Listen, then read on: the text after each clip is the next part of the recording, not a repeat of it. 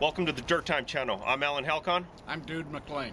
Dude, I'm really glad we got together today. I wanted to share something that I saw the other night. I was watching one of those I Shouldn't Be Alive type shows, and there was this episode of this family who was sailing around the world, and their sailboat hit a reef and started taking on water. The wave started bashing it up and back and forth against the rocks, eventually causing the mast to break, fall over, and landed on the father's leg, completely severing his leg. Had it not been for his 15-year-old son quick thinking and using a tourniquet, that father would be dead today. Wow, so the kid really, that's impressive. Yeah, I mean, there's always this mystique and this taboo surrounding tourniquets, but also the reality is that overseas in Iraq and Afghanistan, the tourniquet is responsible for single-handedly saving more lives than any other tool. So that's something to be said. Yeah, it's basically new information, because the tourniquet has always been, don't use it, put it on for 3 minutes, 10 minutes at the most. Right. Well, and that's part of it. Well, today we're going to try to demystify that. So I happen to bring my handy-dandy tourniquet. This one's the CAT tourniquet, short for Combat Application Tourniquet. This is the exact same model that is being issued to our soldiers overseas. Okay. This one is just a piece of 1.5 inch wide webbing, has Velcro, has a buckle, and you can see right now it's threaded through the buckle. This is the windlass. So this is the part that turns to crank it down, and then from there you have some hooks in here. So the windlass, once you've tightened it to the desired tension where the bleeding has stopped, you hook it in here, and you have a tab here. Let me show you how this works. Let me see your arm if you don't mind. You could be our dummy. Of course, dummy. Yeah, I qualify.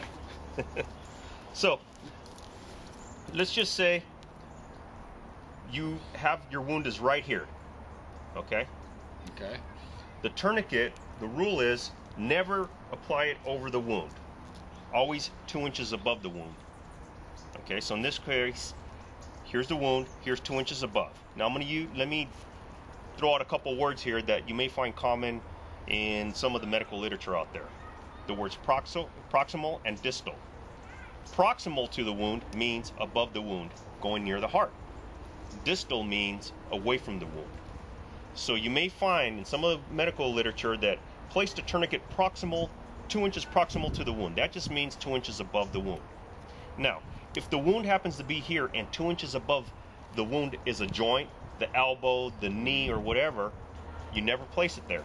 You would go directly above the joint. Right. Now that we're on that, let me touch on this. The tourniquet is only used for extremities, legs and arms. Never around your chest, around your neck, around your head. Is that some sort of hint, dude? No, not at all. Okay. Anyway, so in this case we have our wound here, which we conveniently marked with an X for the third time. We're going to take this. Put it 2 inches above. Now that's pretty snug. Yep. This tourniquet is designed to be used with one hand. So in the event of an emergency, if you don't have anyone that's there to help you, you can self-apply this. Mm-hmm. You take this tourniquet, now you take the windlass, and you start to crank. And you can feel it already. You feel it already. Right. Now, you continue cranking until the distal bleeding has stopped. Meaning the blood, you stop bleeding. Right. So we'll just... If in some people's cases they don't faint by that time. Right. Well, yeah, from all the gore, right? Yeah. So we're just going to keep this loose. Now, once we've reached the desired tension, we stick the windlass in the hook, run the rest of the webbing through the hook, and take this tab and secure the webbing and the windlass and everything. Now you'll notice this one has the word time written on there. Uh-huh. Why do you think that is? I think you're going to put the time that you applied the tourniquet. Absolutely. Studies have shown that a tourniquet can be left in place for up to 6 hours without significant tissue damage to the area where the tourniquet is applied. Now, remember I said 1.5 inch? Right. And the Combat Lifesaver says 2 inches minimum width? Mm-hmm. What do you think happens if we go with something that's smaller width, like 550 cord or whatever? It causes too much tissue damage. It's too narrow. It just snugs it right down there, right. A little space that wide. Right, absolutely. So in this case, that's what we do.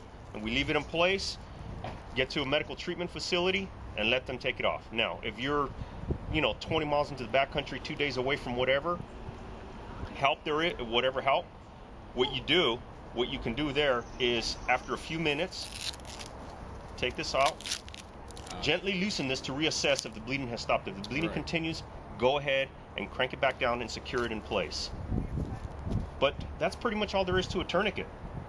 That's pretty good information. Yeah. And that's up to date. Yeah, I mean... And you can get this right on eBay for like $10? Well, I happen to get mine on eBay for $10, but you can find them pretty much consistently for under $20. Okay, that's a good price, and that's cheap enough that everybody should be able to afford to have one of these and put it in your kit. Absolutely.